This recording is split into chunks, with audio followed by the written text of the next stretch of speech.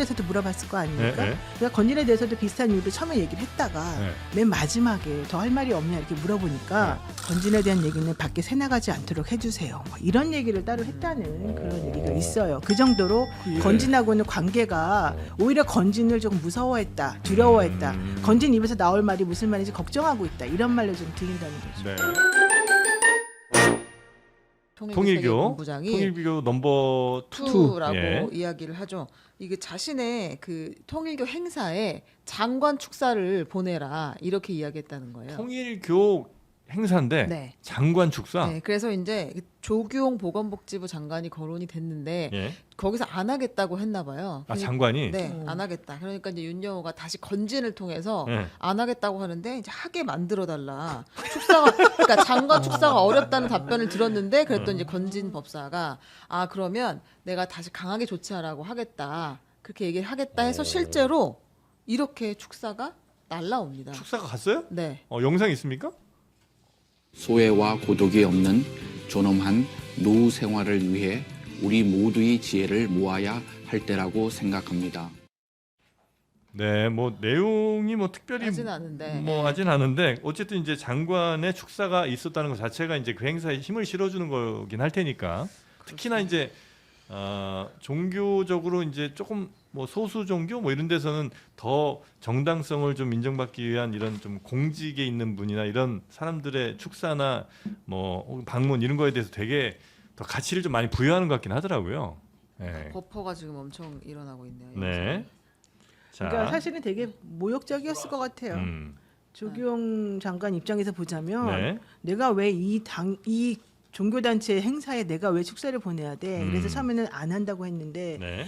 압력을 받아가지고 결국 본인이 할 수밖에 없는 상황이 됐잖아요. 예. 그 얼마나 그게 참을 수 없는 모욕이겠어요. 개인적으로 그렇죠. 봤을 때는. 자기가 직접 아는 행사도 아니고 네. 아는 사람도 아닌데 아는 단체도 아닌데 연락을 가야 될 보건복지부 장관이 거기 왜 갑니까? 쓰리쿠션으로 이제 연락하면 네. 진짜 불쾌하죠. 불쾌한데 네, 그래서 근데 이것도 보면 어떻게 이분이 장관이 뭔가 거기에 대해서 이익을 주는 뭐 행위를 했다거나 아니면 뭐 거기서 따로 뭐 얘기를 했다가 이런 건 또 나오지 않은 상황이에요. 근데 이런 않은 상황이기 때문에 건진법사를 통해서 뭔가 요청을 했었을 때 어느 정도는 영향이 있었었다. 이 정도로 보일 수 있겠지만 어떻게 명확하게 위법상 정도까지는 보기 어려운. 그건 아니죠. 네, 그렇죠. 이 장관이 네. 무슨 이득을 얻은 게 아니라 결국 장관이 그렇게 축사를 하게 만들어 가지고 이익을 얻는 사람은 건진하고 이제 건진을 이용해 가지고 그러니까 건진이 김건희 씨를 이용해 가지고 그렇게 만들면서 통일교에게 도움을 줬다는 얘기라서 이거는 장관하고는 무관한 그러니까 거죠. 장관하고 무관한 거예요. 네, 장관하고는 네, 무관한 네. 거예요. 네. 근데 현실적으로는 이 통일교를 이용해 가지고 한 이 건진의 이 입이 사실은 되게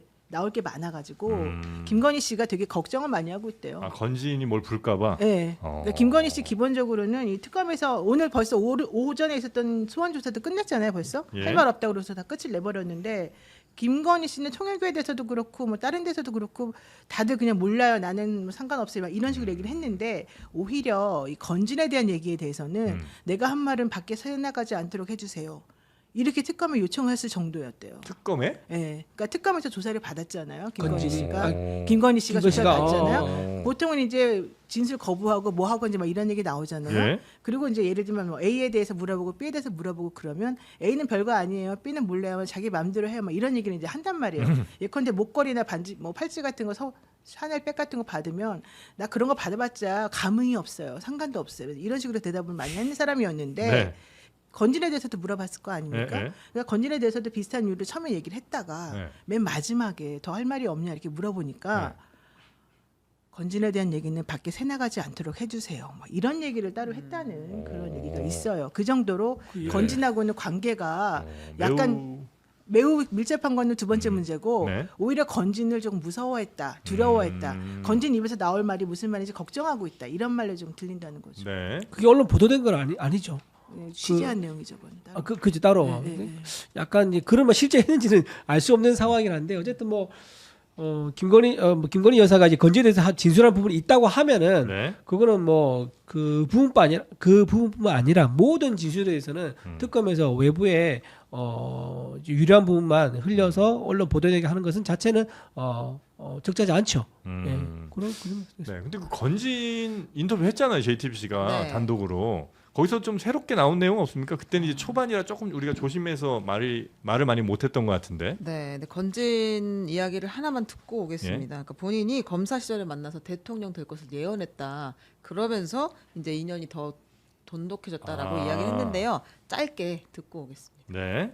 대화 중에 제가 갑자기 이제 그 예언을 하게 된 거죠. 아무래도 당신에게 큰 에너지가 들어올 것 같으니 거기에 맞는 준비를 하시는 게 좋겠다라고 얘기를 했죠. 대통령이 되실 거라고 예언도 했고 인연을 맺은 사람이 어떠한 이 출마를 했는데 도와야 된다고 생각을 했고. 검사 시절에 만나서 예언을 했다는 거예요. 네.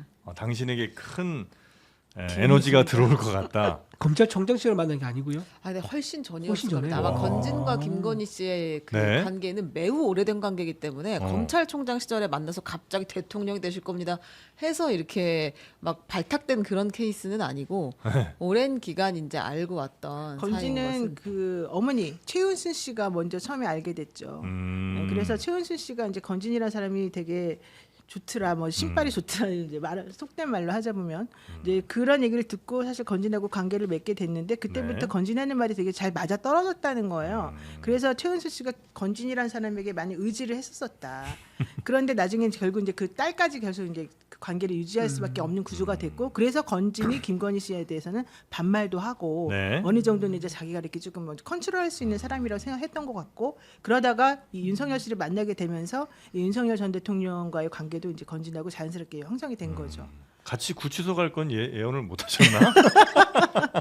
왜냐하면 근데 저는 이런 사람들의 말을 이제 잘 안 믿는 게, 자, 에너지가 당신한테 크게 왔다. 아무래도 뭐 우리나라를 위한 큰 일을 하실 것 같다. 이런 얘기를 이제 했다는 거잖아요. 근데 그걸 한 열댓 명한테 뿌려도 그 중에 진짜 큰일 하는 사람은 거 봐라. 내가 뭐라고 그랬냐. 이렇게 하면 되고, 안 된 사람들은 아이고, 당신은 그런 운명 타고 났는데 당신이 지금 뭘 이거 못했어, 이렇게 그렇지. 뭘 못했잖아. 그치. 뭐 정성이 부족했잖아. 그것만 안 했으면 당신 되는 건데, 이렇게 하면 얼마든지 전 보러 가만히- 가시자는 말이 똑같은 말이에요. 그러니까 그렇잖아요. 맞아요. 그러니까 나안 믿어 이런 사람들 말. 예. 그게 저한테는 이런 얘기 하는 사람도 없습니다. 근데 저도 선거 나가봤는데 선거 나가면요 이렇게 찾아서 엄청나게 많아요. 그죠? 엄청나게 그래요? 많아요. 네. 이 사람이 직접 찾아와요? 이런 사람들이? 이런 사람 지금 찾아오죠. 예, 그러면서 뭐라 그래요? 그러니까 제가 기도를 하겠다면서 나중에 기도하기 위한 찬조금 이런 기도비용을 거 얘기해요. 달라. 네. 찬조금 달라 얘기해요. 그리고 내가 만난 사람 중에는 부동산 중개업자인데 네. 부인이 부동산 중개업을 남편이 이제 약간 신발이 있다는 거예요. 어. 그 부인이 우리 남편이 용하다라고 하면서 네. 남편에 대해서 막 홍보를 하더니 남편이 기도할 수 있게 조금만 도와달라. 그런 게 진짜 실제로 한 적이 있었었고. 창조 경제는 진짜 또 어떤 사람들은 그냥 기득권 달라. 찬조 경제, 잔조한다 찬조 경제. 그 어떤 사람들은 무슨 자기가 무슨 단체를 이끌고 있대 회장이래요. 네. 그러면서 내가 한 500명 되는데 이제 내가 보기에는 후보님이 마음에 든다. 네. 내가 500명 좀 몰표 줄 테니까는 아. 이 사람들 내가 설득할 수 있게 밥값 살 수 있게 좀 달라. 500명. 다 어쨌든 뭘 그럴듯하게 말하지만 돈 달라는 맨 얘기. 마지막에 돈 달라 그래. 그 옛날에 그래서 그래서 다 있어요. 전중가 뭐 어느 쪽에서 그런 식으로 하도 찬조를 해달라는 사람이 많아가지고 후보가 그냥 때려쳤잖아요. 그래요? 네, 그거 있어요. 한번 있었어요. 있었어요. 맞아요. 실제로 있었어요. 후보가 달라고 하니까. 하도 달라 너무 그래가지고 들어서 못해 먹겠다. 그래가지고 때려쳤어요 중간에. 맞아. 그리고 그러다가- 그 얘기를 폭로했어. 맞아. 그 기사가 나왔었어요. 아유. 아니 근데 이제 이때 그